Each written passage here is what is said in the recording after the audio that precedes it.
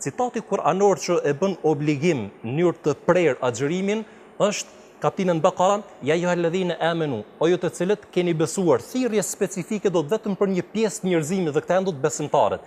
Kutiba alaykumus siyam, është bërë obligim agjërimi, kama kutiba alal ladhina min qablikum, sikurse që ka qenë obligim urdhër edhe për popujt që kanë jetuar para tyreve. Realisht tash këtu do të njeriu nuk jep hapësirë, do të asnjëherë të mendoj që agjërimi nuk është bërë që ti ta abstenosh nga ushqimet dhe begatit panumërta, nga pijet dhe kontakti intim, do të gjatë muajit të madhreshëm, por ta ka tregu do të recetën se për çfarë është bërë do të obligim agjërimi.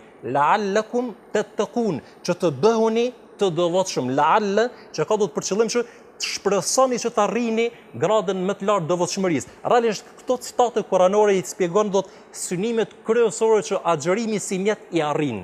La'allakum tashkurun, që ju të bëheni robër falëndërues.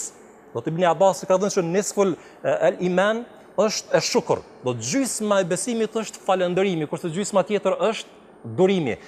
Objektivi i tretë është la'allakum yarshudun.